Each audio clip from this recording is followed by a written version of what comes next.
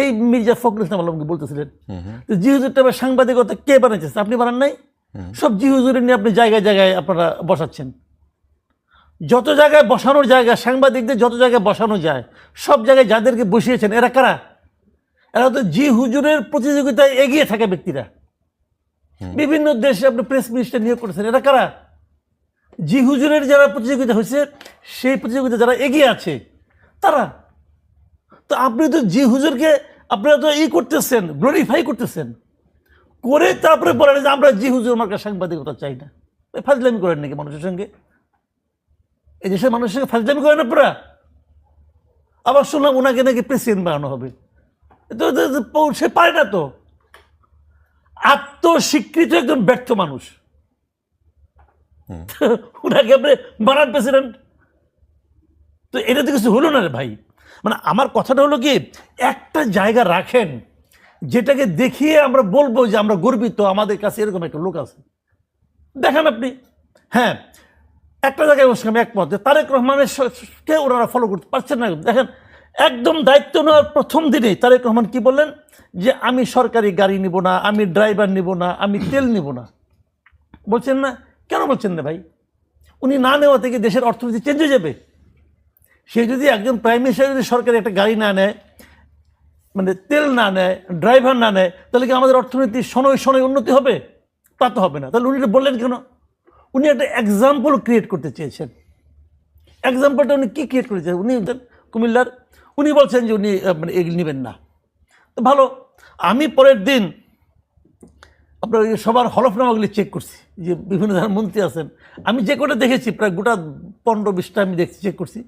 এর মধ্যে আমি দেখছি অর্থনৈতিকভাবে হলফনামা যা আছে ওখানে তো মিশা কথাও থাকে আবার কম বেশিও থাকে। আমি ওইটাকে সত্য ধরে নিয়েছি, দেখলাম সবচেয়ে গরিব হলো তারেক রহমান এদের মধ্যে। অ্যামং দ্য মিনিস্টার্স সে হলো সবচেয়ে গরিব। এখন গরিব লোকটা বলতেছে আমি নিব না, আর ধনী লোকটা নিবে। আপনি আমি দুইজন মন্ত্রীর নাম ধরেই বলি, আপনি এত কিছু বলার দরকার নেই তো। এই যে আমির খসরু মাহমুদ চৌধুরী, আব্দুল আল মিন্টু, ওনারা কি নিজেরাই জানে ওনাদের গাড়ি কয়টা আছে? ওনারা যে গাড়ি চলে এটা কি সরকারি পুলের গাড়ির চেয়ে কোনো অংশ কম দামের? তো ওনার ওই পুলের গাড়িটা নিতে হবে কেন? বাজার করার জন্য হইতে পারে, কিন্তু ওই 18 লিটার তেল তার নিতে হবে কেন প্রতিদিন? কেন? তার মানে এই লোকগুলোকে আসলে দেখায় বড় লোক, এদের আসলে আত্মা ছোট। এই ছোট আত্মার লোকগুলি এখন আমাদের রাষ্ট্র ক্ষমতায় বসে আছে, দেশের উন্নতি করবে না। সেইটা নিয়ে কিন্তু কেউ ওইভাবে প্রশ্ন তোলে নাই। না, আমি তুললাম, কেউ তুলছে না, আমার কি আসে যায়? আচ্ছা, আমি দেশের একজন নাগরিক না? জি। প্রশ্ন তো আমি তুললাম, জি। আমার পছন্দ হয় না আপনার? তাহলে আমি তো প্রশ্ন তুললাম। তো তারা কেন করলো না বলে না ভাই? প্রাইম মিনিস্টার যখন একটা কাজ করে কেন করে? আবার দেখেন 18 জন মন্ত্রীকে প্রোটোকল, পুলিশ প্রোটোকল দেওয়া হবে না বললো তো। অর্ডারটা কে সাইন করছে? সালাউদ্দিন সাহেব। জি। পুলিশ প্রোটোকল তো ওনার, জি। উনি নিবেন কেন? এক্সাম্পলটা কোথায়? আপনি এক্সাম্পলটা কে 7 জন নিবে? এই 7 জনের কি কারণে, কি ক্রাইটেরিয়া? এজেডএম জাহিদ হোসেন নিবে কেন? ক্রাইটেরিয়াটা কি? ওনাদেরকে মেরে ফেলাবে? মির্জা ফখরুল ইসলাম আলমগীরকে মেরে ফেলাবে? ঝুঁকি থাকতে পারে না? আমি বলি ঝুঁকি কথা। মির্জা ফখরুল ইসলাম আলমগীর বলেন, আমির খসরু মাহমুদ চৌধুরী বলেন, এরা তো খুব অ্যাক্টিভ ছিল, পুরো আওয়ামী লীগ আমলে অ্যাক্টিভ ছিল না? তো ওনাদের ঝুঁকি, ওনাদের জীবনের মধ্যে সারা জীবনে সবচেয়ে ঝুঁকিপূর্ণ সময় ছিল আওয়ামী লীগের শাসন আমলে। কারণ তারেক রহমান বিদেশ থেকে, এরা দেশে তেলে দল চালাচ্ছে। তো তখন তো আওয়ামী লীগ এখন অনেক কিছু করে ফেলতে পারে। হ্যাঁ, যুক্তি ওই তো গরু ঘাস খাই, আমি গরু খাই, আমি ঘাস খাই। তো বিষয়টা ঠিক এরকম। বিষয়টাকে হ্যাঁ, আপনি হাফ গ্লাস খালি না বলে পূর্ণ বলেন। জনাব মির্জা ফখরুল ইসলাম আলমগীর স্যার, উনি একজন শিক্ষক, সাবেক মেয়র ঠাকুরগাঁর।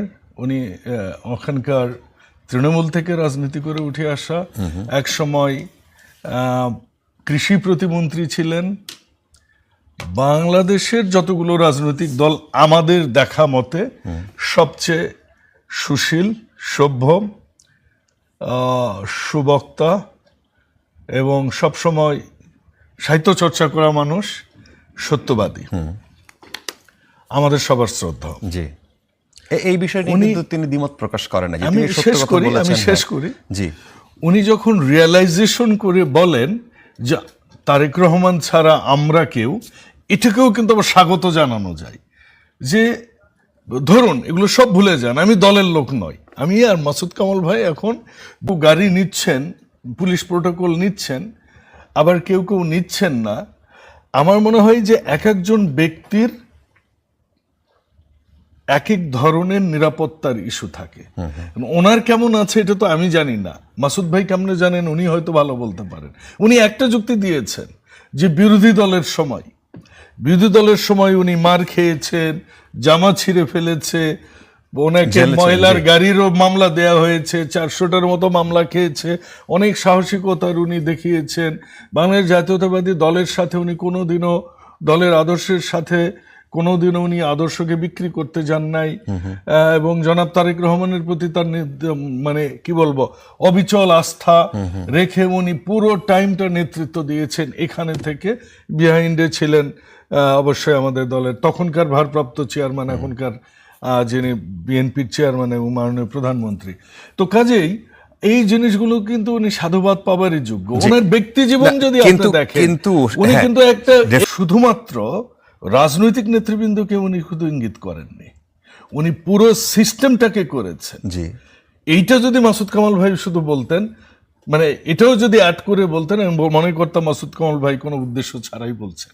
কিন্তু যখন উনি সত্য কথা বলার জন্যই ওনাকে আক্রমণ করা হচ্ছে, আমি মনে করি ব্যক্তিগতভাবে, আমি মনে করি না, আমি যতটুকু জানি উনি একটা স্যালন কার নিয়ে চলতেন ঢাকা শহরে, যেটা ওনার স্ত্রী ছিলেন ডেল্টা লাইফ ইন্স্যুরেন্সের একটা উচ্চপদস্থ কর্মকর্তা। 3 জনের নাম বললে উনি একজন থাকতেন, ম্যাডাম একজন ছিলেন। কারণ আমি জর্জ চার্টার্ড অ্যাকাউন্ট্যান্সি পড়ি, তখন ডেল্টা লাইফ অডিট করতে গিয়ে আমি এটা দেখেছি। আচ্ছা, তো এই যে মির্জা ফখরুল ইসলাম আলমগীর পুরো টাইমটাই একটা স্যালুন কারে চড়েছেন। আমার এই বয়সে আমি একটা পুরাতন হলেও, মানে আমার বাড়িটা বন্ধক রেখে টাকা নিয়ে আমি একটা পুরাতন প্রাডো কিনেছি, কারণ আমার ব্যাক পেন হয়। তো মির্জা ফখরুল ইসলাম আলমগীর কি একটা সরকারি ভালো গাড়িতে একটু চড়তে পারে না? এটা তো আইনে আছে নাকি? বেআইনি তো কিছু। উনি যে জিনিসটা ইন্ডিকেট করেছেন, হ্যাঁ আমাদের দলেও সমস্যা আছে, মূলত উনি আমাদের যে আমলাতান্ত্রিকতা আছে। আপনি জানেন, আপনার অনিয়ারে আমি বলছি, আমার উপজেলায় যেদিন আমি মিটিং করেছি যে এই উপজেলার কোনো সরকারি কর্মকর্তা কোনো সেবাদানের ক্ষেত্রে কোনো ব্যক্তিগতভাবে কারো কাছ থেকে কোনো উৎকোচ কিংবা কোনো রিশ্বত নিতে পারবে না, মানে ঘুষ নিতে পারবে না। তার 3 দিন পর আমি শুনেছি আমার উপজেলার পিআইও সাহেব তদবির করে বেড়াচ্ছেন, উনি ট্রান্সফার হয়ে যাবেন। 4 মাস হয়ে গেল, পিআইও ট্রান্সফার হয়ে গেছে 1 মাসের মধ্যে, আমি এখনো পিআইও পাইনি আমার উপজেলাতে। আচ্ছা, তো আপনি এই আমলাতন্ত্রকে আপনি কিভাবে সামলাবেন? যে দেশে 40% লোক, মানে সরকারি পদ খালি আছে, 100টার মধ্যে 40টা। আপনি এখনো পিআইও পান নাই, আপনার ডিসি সাহেবের নিচে যারা থাকেন, তো সেখানে তার এলাকায় তিনি বলেছেন যে কোনো ধরনের কোনো অন্যায়, অনিয়ম বা দুর্নীতি আমার এলাকায় হয় না। এখন আপনিও এসে যদি তাই বলেন, বাংলাদেশের 300 এমপি এসেই যদি তাই বলে, তাহলে এই যে চিত্রটা যে বদলায় নাই, মির্জা ফখরুল ইসলাম আলমগীর যেটা বলছেন, তাহলে বদলে যাওয়ার কথা ছিল না ব্যাপারটা? হ্যাঁ, বদলে যাবে, বদলায়নি, এটা উনি ঠিকই বলেছেন। আমি তো আপনাকে বলছি বদলায়নি। তো 5 মাসে কিছু মাননীয় প্রধানমন্ত্রী যে মেজারগুলো নিয়েছে, এগুলো তো তৃণমূল পর্যন্ত যেতে হবে। এখন দেখুন, ডিসিদের গাড়ির পেট্রোল কমে গেছে, আপনি জানেন। বিভাগীয় কমিশনারদের, আমার এক বন্ধু আছে, এক বিভাগীয় কমিশনার বলে যে মাসে এখন আমার 63,000 টাকা লস হয়। বাস্তব বিষয়টা হচ্ছে কি, যে ডিসি পুলে কতগুলো গাড়ি আছে আপনি জানেন এক একটা ডিস্ট্রিক্টে? ডিসি পুল কেন শুধুমাত্র, এখন তো ইউএনওদেরও যেই গাড়ি দেওয়া হয়েছে, যে পাজেরও আপনার স্পোর্ট দেওয়া হয়েছে, একটা পার্লামেন্ট মেম্বারের কিন্তু নাই এখন। জি, এর জন্য আমরা দুঃখ হই না, আমরা ছেড়ে দিয়েছি। আমাদের দলের সবাই সর্বসম্মতিক্রমে আমরা বলেছি। না, coming to the point of Mirza Fakhrul Islam Alamgir, ঠিক আছে, উনি যে ওনার পুরো জীবনটা উনি সৎভাবে চলেছেন। এখন উনি বলতে পারেন যে হ্যাঁ উনি অন্য ইঙ্গিত করেছেন, সেটাও ঠিক হতে পারে, বাট একটা মানুষ অবশ্যই সাধুবাদ পেতে পারে অন্তত সত্য কথা বলার জন্য। এবং যখন একটা মানুষ এটা বলার মতো গার্ডস থাকে, তখনই ওই মানুষটা প্রিভেন্টিভ মেজার নিতে পারবে। আমরা প্রিভেন্টিভ মেজারের দিকে আছি। আমাদের যে প্রশাসন আমরা পেয়েছি, এটা অ্যাবসলিউটলি গত 17 বছরের নিউ রিক্রুটেড তৃণমূলের প্রশাসন ফুল। কারণ যার বয়স এখন 20 বছর জবের, সে কিন্তু জয়েন্ট সেক্রেটারি, সে আর উপজেলায় নাই, জেলায় নাই কিন্তু। Right. কাজে যার বয়স এখন 12 বছর, 10 বছর, 8 বছর, জি। 6 বছর, তারাই কিন্তু এখন প্রশাসনের আচ্ছা, দায়িত্ব। পরিষ্কার। আমাদের সাথে আরেকজন অতিথি আছেন, নাফিস ইমতিয়াজউদ্দিন। তাকে আমরা চিনি অন্যভাবে। আপনি যেহেতু রাজনীতির সাথে সংশ্লিষ্ট না, আপনি একজন দর্শক হিসেবে, আপনি মানুষের প্রতিনিধি হয়ে যান এখন, একেবারেই সাধারণ মানুষ হিসেবে আপনি বলেন যে এই যে একটা পরিবর্তনের আকাঙ্ক্ষা তো ছিল, তাই না? সেই আকাঙ্ক্ষার জায়গায় কি কোনো পরিবর্তন কি আপনার কাছেও মনে হয়েছে যে হ্যাঁ এগোচ্ছি আমরা? আমার মনে হয় যে তারেক রহমান সাহেব he is setting the example, কিন্তু ওনার ডাউনওয়ার্ড যেটাকে যেন পারমিয়েট করে সেটা এনশিওর করতে হবে। আর ফখরুল ইসলাম সাহেব যেটা বলেছেন, উনি কিছুদিন বিমানের চার্জেও ছিলেন কোনো এক সময়। I know him is a very honest man এবং শিক্ষিত, সবাই জানে। কিন্তু ওনার এটা শুনে আমার যেটা প্রথমেই মনে হয়েছে যে উনি আসলে যারা ইন গভর্নেন্স অফ স্টেট, মন্ত্রী এমপি সাহেবরা যারা, উনি ওদের কথা বলেননি, উনি ইঙ্গিত করেছেন আমলাদের কথা। এখানটাতে আমি জানি না এইটা বলে আমি বাসায় পৌঁছতে পারবো কিনা। আপনার কি হঠাৎ করে জি আপনি দেখেন সরকারি চাকরির জন্য মানুষ প্রাণ দিচ্ছে, কেন? প্রাণ দিচ্ছে বলতে? এই যে অভ্যুত্থান হলো, আচ্ছা, জি। ওনারা তো আসলে সরকারি চাকরিতে যেন কোনো বৈষম্য না থাকে, কোটার ইয়েগুলো বিরোধী না আন্দোলন, থাকে, জি। ওকে, সেটার জন্যই তো করা হয়েছিল। তার মানে কি, এটা আন্দোলনটা শুরু হয়েছিল এবং অলমোস্ট শেষ অবধি পর্যন্ত ওইটাই ছিল যে সরকারি চাকরি যেন আমি পেতে পারি। হ্যাঁ, সরকারি চাকরি পাওয়ার জন্য একদম প্রাণ দিয়ে দেব, তারপরে যদি আমি সরকারি চাকরি পেয়ে বসি তাহলে ন্যাচারালি আমি যা করার তাই করব। এবং আমার মনে হয় যে তাই হচ্ছে। এইটা যেহেতু গভর্নেন্স অফ স্টেটে যায়, একটা ম্যানেজমেন্ট, এই অন হ্যান্ড ম্যানেজমেন্টটা প্রচণ্ড রকমের ডিলিজেন্ট হতে হবে। আমাকে ক্ষমা করবেন, মাঝে মাঝে দু একটা ইংরেজি শব্দ বলে ফেলি, আমার একটা বদ অভ্যাস, আমি ক্ষমা চাইছি। এটা আমরা অ্যাজ ম্যানেজার্স আমরা যদি বলি দেখেন ওনারা কিন্তু এগুলো করছে, হ্যাঁ, অ্যান্ড কোনো চেঞ্জ ওনাদের আসে নাই, এটা বললে পার পাওয়া যাবে না। আমরা যেহেতু ম্যানেজমেন্টে বসেছি, গভর্নেন্স অফ স্টেট মানে একটু ম্যানেজমেন্ট, একটা আমাদের এই দায়িত্ব নিতে হবে। এবং ওইটা বলে যে ওনারা করছেন, হ্যাঁ আমরা জানি ওনারা করছেন, আমরা তো সরকারি অফিসে যাই আসি, তাই না? আরে বিল দিতে গেলে পয়সা দেওয়া লাগে। আমার মনে হয় বাংলাদেশের বাইরে আমি এয়ারলাইন্সে কাজ করে অনেক দেশে যাওয়ার সৌভাগ্য হয়েছে, বিল দিতে গিয়ে কোথাও পয়সা দিতে হয় এরকম দেখি নাই। বিল দিতে গিয়ে পয়সা এবং বিল বই আনতে গেলে বিল পয়সা, নিতে এরকম। গেলে? হ্যাঁ, এই যে ইলেকট্রিসিটি বিল, গ্যাস বিল, এইগুলো, হ্যাঁ, এই ব্যাংক নেবে না ওই ব্যাংক, ওই ব্যাংক নেবে না ওই ব্যাংক। তো এখন থ্যাংক গড যে এটা অনলাইন পেমেন্ট করা যায়। কিন্তু আমাদের এখানে সবখানেই আমরা সবাই জানি, আমরা এই দেশের মানুষ এবং আমাদের এমপি সাহেব তো আমাদের সবার চেয়ে ভালো জানেন, কারণ ওনারা গ্রাসরুটস লেভেলের এই জিনিসই আছে। তাহলে এই জিনিস যদি চেঞ্জ করতে হয়, আমি আপনাকে আস্থার সাথে বলতে পারি, ম্যানেজমেন্টে আমিও ছিলাম অফ এন অর্গানাইজেশন। নিজে যদি আপনি ডেমনস্ট্রেবলি ফেয়ার থাকেন, ডেমনস্ট্রেবলি বলছি, যে আমি সৎ থাকলাম আর অন্য কে কী করলো আমি এটার মধ্যে গেলাম না, বিপদে পড়বো, পড়েওছি জীবনে, বাট আমি যখন ওই দায়িত্বে বসবো তখন কিন্তু আমার যে ওনারা করছেন এই কথা বলে থামা যাবে না। এখন ওনারা দায়িত্ব নিয়েছেন এবং ওনারা যেহেতু অনেস্ট পিপল, আমাদের ওই প্রত্যাশা তো আছেই। এবং যেটা বললেন যে সবাই বলছেন যে তারেক রহমান সাহেব has set the example and he is a new person. হ্যাঁ, তো আসার জায়গাটা আছে। আর যে ওনারা যেহেতু নিজেরা বলছেন, কিন্তু আমার মনে হয় যেটা আর জাস্ট আমলাদের উপরে আর সরকারের যারা কাজ টাজ করছে এটার উপরে, হ্যাঁ, ওনারা করছেন, ওনারাই করবেন, ওনারা এটা কোনো আই ডোন্ট থিঙ্ক যে one should get away with, one should accept it. আচ্ছা আচ্ছা। কিন্তু আপনি আপনার কথার মধ্যে কেন বললেন যে আমি এটা বলে বাড়ি যেতে পারবো কিনা? আপনার কি কোনো ভয় আছে যে আমি মত প্রকাশ করলে আমি কোনো, ওই যে বললাম, আপনি দীর্ঘদিন ওই প্রশ্নটা করলাম যে সরকারি চাকরির জন্য প্রাণ দিচ্ছি কেন? আচ্ছা আচ্ছা, ওকে। মাসুদ কামাল, আমরা আরেকটা প্রসঙ্গে যেতে চাই, সেটা হচ্ছে যে এই যে আজকেই শেষ হলো আনুষ্ঠানিকভাবে জুলাই পদযাত্রা এনসিপির, এবং এনসিপির পদযাত্রার শুরু থেকে শেষ পর্যন্ত কিছু কিছু জায়গায় এমনভাবে তাদেরকে কোনো কোনো জায়গায় বাধাগ্রস্ত করা হয়েছে। এটা দেখে আপনার রিয়েলাইজেশন কি? আচ্ছা, আমি এটা বলবো। আমি তার আগে আমাদের দুজন আলোচকের কথা একটা লাইনকে বলি। আমি বাবু ভাইয়ের কথা একটা ছোট্ট মন্তব্য করি, যে ওনাকে প্রশংসা দেওয়া উচিত ছিল। আমি তো প্রশংসা করেই শুরু করছি, জি আমি তো শুরুই করছি প্রশংসা করে, যে ওনাকে ধন্যবাদ, জি উনি এটা স্বীকার করছেন। কাজেই আমি ওনাকে কোনো সমালোচনা করছি তা না।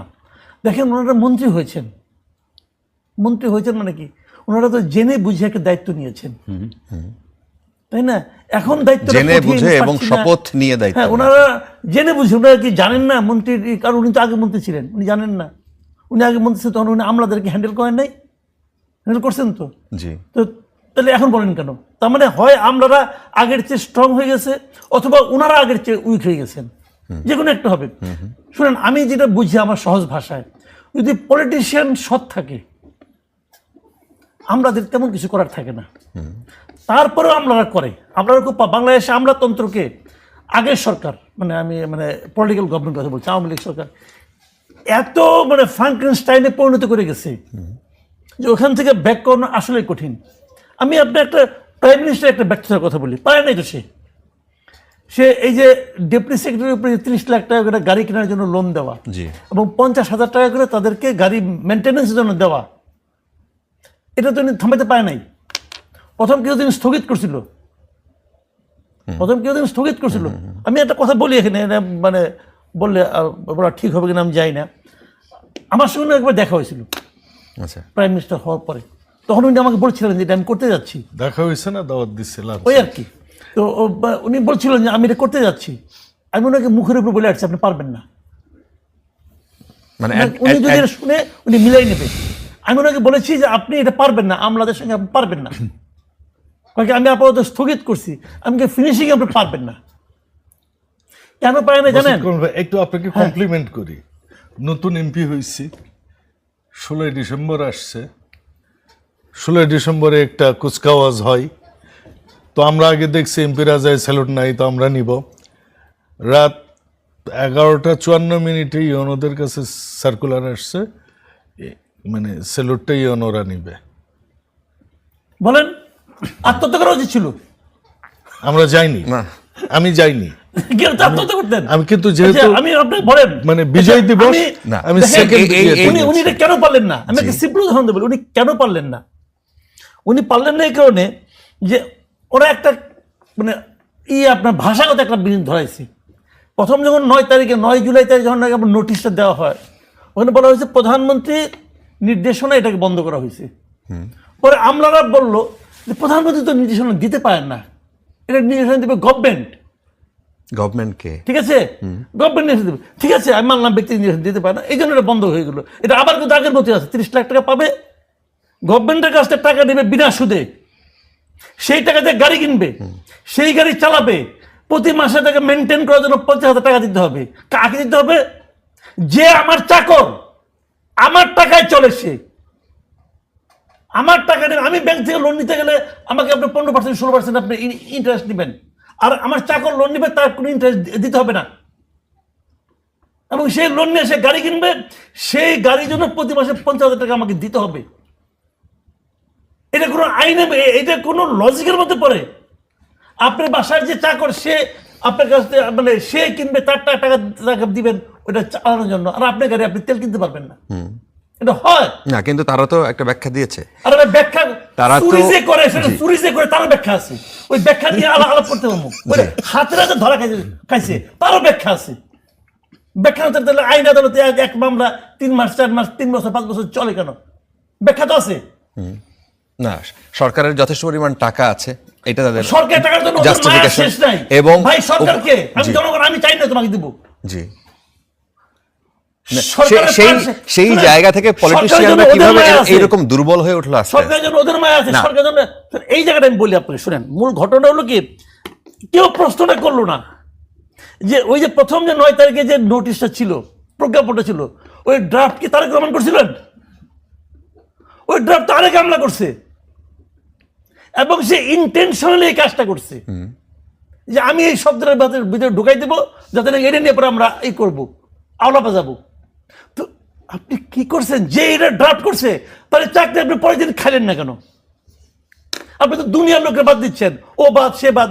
যে লোকে ড্রাফট করে শব্দটা ঢুকাইছে এখানে, যেই শব্দটার কারণে, যে বাক্যটার কারণে এটা আওলায় গেল, সেটা যে ঢুকাইছে তার চাকরি এখন কিভাবে থাকে বলেন?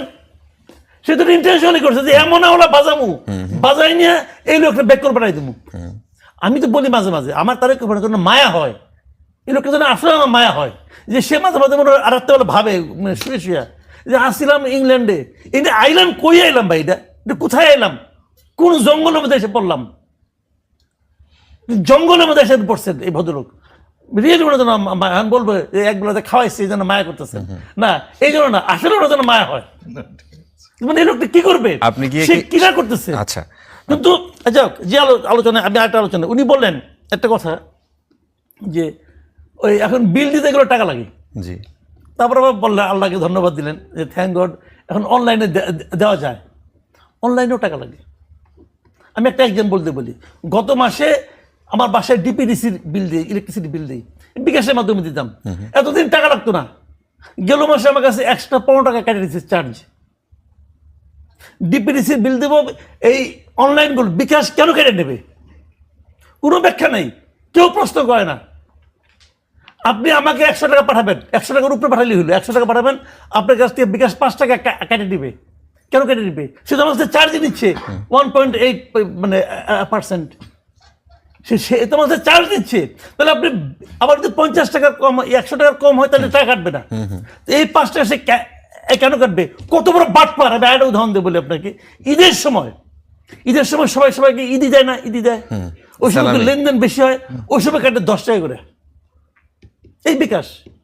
একটা ব্যাংকিং সিস্টেম কিভাবে তার ইচ্ছা মতো মানুষের কাছে টাকা দেয়। আপনি ভাবেন, ঈদের দিন এই দেশের কমপক্ষে 2 কোটি লোক মিনিমাম টাকা লেনদেন করে ঈদের সময়, ঈদি দেয় যে কমপক্ষে।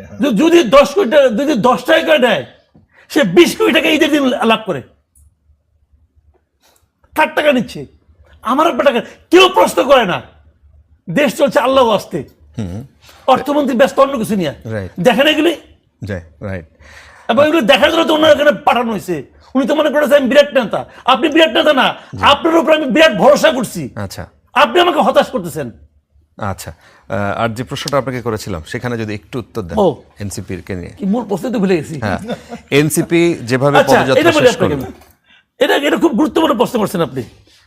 আসলে এনসিপি যেটা হয়েছে, ওনারা এই কামটা করতেছে কেন জানেন?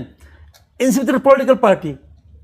এনসিপি আসলে জাতীয় পর্যায়ে বুঝা গেছে যে ওদের কোনো গুরুত্ব নাই, ওদের কোথাও কোনো গুরুত্ব নাই, ওদেরকে কেউ ভালোবাসে না। আসলে আপনি এখানে ওরা মার খেতেছে, আপনি নিউজগুলো, আপনি সোশ্যাল মিডিয়া বাদ দেন, প্রথম আলো অথবা এই যে নিউজগুলি দেখেন, নিউজের নিচে দেখবেন কমেন্ট আছে। একজন লিখতেছে অ্যান্টিবায়োটিক দেওয়ার দরকার ছিল, কিন্তু অ্যান্টিবায়োটিক সিঙ্গেল ডোজ হয় না, ডোজ আরো লাগবে। মানুষ ওনাদের মানে মায়ের খাওয়ার দৃশ্য নিয়ে মানুষ ফান করতেছে কেন? এইটাই হলো পাবলিক সেন্টিমেন্ট, পাবলিক পালস এখন এখানে যে পড়ছে। ওনারা চাচ্ছে যে জিনিসটা, সেটা হলো আমরা এরকম করব। মানে নাসিরউদ্দিন পাটোয়ারি যখন কথা বলে, ভাই উনি কি বলে না বলে, এর বিরুদ্ধে বলে, তার বিরুদ্ধে বলে ভাই ফজলুর রহমান সাহেব কিশোরগঞ্জের লোক, ওই এলাকায় সে প্রায় 1.5 লাখ ভোটের ডিফারেন্স দিচ্ছে ভাই, তাহলে বলে ফজা পাগলা। আচ্ছা আপনি বলেন, আমার এনে বলে আপনার বলে আপনি জানেন না, কিন্তু ওই এলাকার লোক তো তাকে ভাই চিনে, ওই এলাকার লোক তো তারপর দেখে সেন্টিমেন্ট তার কাজ করে। তারপর ওখানে যখন বলে, তার মানে উনি বলে কি জানি না, আমার কানে কি আসে জানেন? আমি শুনি কি, আমি শুনি হলো সে বলতেছে যে তোমরা আমাকে মারো না কেন, তোমরা আমাকে মারো না কেন। কারণটা কি? মার খায়া তারা আলোচনায় আসতে চায়। মানে একটা দল কতটা দেউলিয়াতের পর্যায়ে পৌঁছলে পারে, এরকম হতে পারে। এটা আমি ওদের, কিন্তু সেই অ্যারেঞ্জমেন্টটা কি তাদের নিজেদের নাকি কেউ তাদেরকে হেল্প করছে? ভাই সরকার পক্ষ, সরকারি দলও তাদেরকে হেল্প করছে। সরকারি দলের কিছু বাড়াবাড়ি আছে, এতে কোনো সন্দেহ নাই। সরকারি দলকে বুঝতে হবে যে একজন লোক আমাদের গালাগালি করার মাধ্যমে সে মানুষের কাছে খারাপ হয়ে যায়। তোমার যে হাত তুলো, যখন তুমি হাত তুলো তখন তার খারাপটাকে তুমি ব্যালেন্স করে দিলা। তুমি কি কারণে এটা করবা? সরকারের উচিত হলো ওই হবিগঞ্জের ঘটনাটা, যারা যারা মারছে প্রত্যেকের ছবি আছে, এই প্রত্যেককে ধৈরা ও কোন দল করে না করে আমার জানার দরকার নেই, ওদেরকে ধরেন, ওদেরকে বিচারের আওতায় আনেন, Right. তাহলে দেখবেন যে আর কোথাও হবে না। জি কিন্তু পাশাপাশি আমি এনসিপি কে বলবো জি। যে ভাই আপনারা স্মার্ট লোক, লেখাপড়া করছেন, আপনার প্রতি অনুরোধ, এইভাবে আলোচনায় আসতে পারবেন না, এইভাবে মানুষের মনে জায়গাও করে নিতে পারবেন না। বরঞ্চ রাজনীতিতে অনেকগুলো ভুল করছেন, ওগুলো শুধরানোর চেষ্টা করেন। এই দেশে এখনো একটা থার্ড ফোর্সের দরকার আছে, মানুষ এখনো তাকায় আছে আচ্ছা, তৃতীয় শক্তি আপনাকে আসুক। বেশি কোশ্চেন করা হয়েছে, তবুও কোশ্চেন করার লোভ সামলাইতে পারি না। একটু ছোট করে বলবেন যে কোনো কোনো সময় মনে হয় বা কেউ কেউ এটা আলোচনা করছেন এখন যে যে জামায়াতের যে অবস্থা বিরোধী দল হিসেবে, সেই জায়গায় মানুষও আরেকটা ইয়েকে চায়, যে একটা মানুষ না, বিশেষ করে ক্ষমতাসীন যারা বিএনপি, তারা চায় যে আরেকটা প্রতিষ্ঠিত যারা প্রতিদ্বন্দ্বিতাপূর্ণ সামনে ইয়ে করতে পারে, নির্বাচন করতে পারে, আলোচনায় আসতে পারে, তাদেরকে আলোচনায় রাখানোর জন্য, থাকার জন্য কি এই ধরনের ঘটনা ঘটানো হইতে পারে? এনসিপি কে দিয়ে না, আমার তা মনে হয় না, আমার তা মনে হয় না। আচ্ছা, তবে আমি জামাত সম্বন্ধে একটা কথা বলি, জামাত তাদের জীবনের সুবর্ণ সময়টা শেষ করে ফেলেছে এই নির্বাচনের মাধ্যমে। আচ্ছা, গ্রামে একটা প্রবাদ আছে, একটা গ্রামে নয়, সব জায়গায় প্রবাদটা আছে, যে একটা মানুষ কতটা ভালো এটা নির্ভর করে তার সম্পর্কে আপনি কত কম জানেন তার উপর। আচ্ছা, যত কম যাবেন সে তত ভালো। তো জামাত সম্পর্কে মানুষ আসলে জানতো না। জামাতের ওনাদের সঙ্গে ছিল, জামাতের সঙ্গে ঘর সংসার করছে 2001 সালে, করে এদের দ্বারা 2টা মন্ত্রী পেয়েছিল। ওই 2 মন্ত্রী কি ছিল, যে দলের শীর্ষ 2জন লোক, সভাপতি এবং সেক্রেটারি, মানে আমির এবং সেক্রেটারি জেনারেল। ওই 2জন লোকের নামে কোনো মামলা মোকদ্দমা নাই, দুর্নীতির ছিল না। এটা কিন্তু জামাত বলতো, দেখেন আমাদের 2 মন্ত্রী, কোনো মামলা মোকদ্দমা নাই, দুর্নীতির কোনো অভিযোগ নাই, আমরা খুব সৎ লোক, আমরা লোক ভালো, আপনারা আমাদের ভোট দেন, আওয়ামী লীগ বিএনপি দেখছেন না, আমাদের দেখেন, বলছে। জি। কিন্তু সমস্যাটা হলো এখন তো মানুষ জামাত সম্পর্কে জানতে শুরু করছে। যখন তাদের 2 জনের জায়গায় এখন তাদের 70 জন হয়ে গেছে, এখন তো লোক জানে যে তুমি কি করো, তুমি মগবাজারে কোন হোটেলে যাও, কেন যাও, কিভাবে যাও, এখন তো লোকজন জানে ফেলাইছে। জানার কারণে জামাতের ভাই মহা ক্ষতি হয়ে গেছে। আচ্ছা, তবু জামাত চেষ্টা করতেছে আচ্ছা। ওটা বের করে দিয়ে আচ্ছা, একজন থাকলে জামাতের নিশ্চয়ই এই প্রসঙ্গটা তিনি উত্তর দিতে পারতেন। আচ্ছা, ফজলে হুদা বাবুল, আপনি কি বলবেন যে এই যে প্রশ্নটা সবশেষ তাকে করলাম, যে আপনার ভ্যালিড রাখার জন্য একটা বিরোধী দল তৈরি করার জন্য কোনো কোনো সময় কি এনসিপির উপরে এই ধরনের হামলা করানো হচ্ছে বলে আপনার মনে হয়?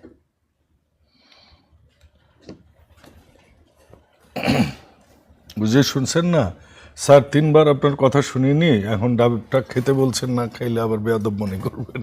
কিন্তু গতবার বিরোধিতা করলেও পাল্টা যুক্তি দিল, আমার কাছে মনে হয়েছে এই যুক্তিটা একদম অকাট্য। কিভাবে আমি বলি, ইন্টারেস্টিংলি আমি এই হবিগঞ্জের এসপি মহোদয়ের সাথে আমি 3 বার কথা বলেছি। আচ্ছা, এই ঘটনার পর 3 বার কথা বলেছি, এবং উনি কয়েকটা ভিডিও দিলেন আমাকে। সেই ভিডিওগুলো আমি ওগুলো দেখছিলাম। জি। ভিডিওগুলো এরকম যে মনে করেন ওই যে ওরা আসছে, ওনারা বলি, সরি, এর মধ্যে অনেকে সম্মানিত ব্যক্তিও আছেন, যিনি বিরোধী দলের চিফ হুইপ আছেন, তারপর ওই খেজুর ভাগ করে দেয়, মানে তার এক্সেল দেন, উনিও ছিলেন। তো ওইখানে 3 জন বসে বারবার ওনাকে ইনস্টিগেট করছিল, কি ট্রাকে কি ব্যালি ছিল না, ব্যালি ছিল না, এই বলেন ট্রাকে কি ব্যালি ছিল না। তো এসপি সাহেব বারবার বলতেছে, না এটা তো আমি জানি না। বিষয় হচ্ছে কি, কোনোদিন তো গ্রামে যাইনি, আমরা যারা গ্রামে থাকি, আমি থাকি এখন সদরে, এখন না, গত 10 বছর থেকে উপজেলার সদরে। আমার গ্রামের বাড়িটা 7 কিলো ভিতরে। তা আমি যদি আমার মাকে দেখতে যাই, রাস্তার মধ্যে অ্যাটলিস্ট 2-3টা আমার এরকম কেস আসে, ট্রাক সোজা করে বাঁকা করে রাখছে, 2 লেনেরও রাস্তা না, 1 লেনের রাস্তা, নামতে হয়, রিকোয়েস্ট করতে হয় বাবারে, ধান মারাই করার মেশিন ফালায় রাখে। এটা একটা নিত্য নতুন ঘটনা ডিস্ট্রিক্ট লেভেলে, উপজেলা লেভেলে। তো সেটাই হয়েছে, কিন্তু তাকে এমনভাবে ইনস্টিগেট করছিল, আমি খুব, তার ধৈর্যটা দেখে আমার খুব ভালো লেগেছে। আরেক জায়গায় দেখলাম মুখে বাঁশি, এক কনস্টেবলের বা সাব ইন্সপেক্টর হবে, তার সরকারি পোশাকটা এইভাবে জাপটে ধরেছে, আমার প্রিয় বোধহয় দেখেছেন, সেই আরেকজন ওনাদের বিখ্যাত নেতা। তো এটা কি কোনো রাজনৈতিক দলের মানে শোভনীয়? না, কিন্তু তাদেরকে যেভাবে আটকানো হচ্ছিল, ধরেন ওই ঘটনা বাদ এরপর দিয়ে আসেন আটকানোর গল্পে আসি। ভাই, গৌস ভাই হচ্ছেন যখন জেলে ছিলেন, জেলে থেকে উনি কিন্তু মেয়র হয়েছেন হবিগঞ্জে, জি অনেক সিনিয়র নেতা, আমাদের অনেক সিনিয়র। যেভাবে তারকে এবং তার ওয়াইফকে নিয়ে কথা বলা হচ্ছিল, আমি তাকে এবং তার ওয়াইফের কথার বাদই দিলাম। আমার উপজেলার, আরে ভাই আমরা তো বুর্জোয়া রাজনীতি করি, আমাদের ছাত্রদল যুবদল তো এখন বলতে পারেন কে তখন কিছু করতে পারেননি, তখনও আমরা যত প্রতিবাদ করার আমরা কিন্তু করেছি 17 বছর। কারণ আমি রাজপথে ছিলাম, যে বুদ্ধিজীবী, যে সাংবাদিক, যে মিডিয়া যে কথাই বলুক, কোনো পদযাত্রায় একটাতেও যদি লোক কম হয়েছে, 28 অক্টোবরে সাউন্ড গ্রেনেড খেয়ে আমরা কইছিলাম, কে কইছিল, উই নো এভরিথিং, কারণ আমি রাজপথে কাজ করছি আমি। তো সেইখানে আমাদের ছেলেদেরও কিন্তু যখন ম্যাডাম খালেদা জিয়া, তারেক রহমান, তার পরিবারকে নিয়ে কথা বলে, তখন কিন্তু এটা আপনি কতজনকে ফোন দিয়ে আটকাবেন। আচ্ছা এই উনি কিন্তু আমার উপজেলায় গিয়েছিলেন, আচ্ছা এই যে লম্বা করে যে সবসময় পাটোয়ারি। খারাপ কথা বলেন আর কি, নাম মুখে নিতে চাই না আমি। তো উনি আমার উপজেলায় গিয়েছিলেন, তা আমার ছাত্রদল যুবদলের ছেলেরা বলে ভাই আজকে কাহিনী ঘটবে, আমাকে বলেনি, তারা জানে আমার সম্পর্কে, মানে তারা তাদের সভাপতিকে বলে, তাদের সভাপতি আবার বসে বসে আমাকে মেসেজ দেয়, ভাই অমুকে কিন্তু খাপা, অমুক ইউনিয়ন থেকে কিন্তু মিছিল আসবে, অমুক ইউনিয়ন বলতেছে লাঠি নিয়ে করবে, কারণ তারেক রহমানের গালাগালি দিছে, এই জন্য সবাই রেডি। আচ্ছা সারা রাত বসে ওইটা আমার ঠিক করতে হয়েছে। তারপর তারা যে মানে তাদেরকে স্কুল ঠান্ডা মাঠে- করতে হয়েছে, তাই তো? ঠান্ডা করতে হয়েছে, যে স্কুল মাঠে না কিন্তু কিন্তু ওই যে স্কুল মাঠে জনসভা হওয়ার কথা ছিল ওখানে করেনি, পরে শহীদ মিনারে গেছে, 350 লোক হয়েছিল, এর মধ্যে 250 লোক হাপ্পান পরা, মানে আচ্ছা ওকে। তো তারপর তাহলে সেগুলো আবার না না গেছে তাহলে ফুটবল দিবে, তাহলে প্রশ্ন ফুটবল দিবে বলা। প্রশ্ন এখন আমার এসে কথা যায়। শেষ করি, প্রশ্ন- আমি কনক্লুশনটা টানি, জি সেটা হচ্ছে একটা কথাও আমার বিরুদ্ধে ওখানে বলেনি ওনারা, ঠিক আছে। তারপরও লোকজনকে, আমার সেক্রেটারি এবং আমার সিনিয়র নেতাদেরকে বিভিন্ন মোড়ে মোড়ে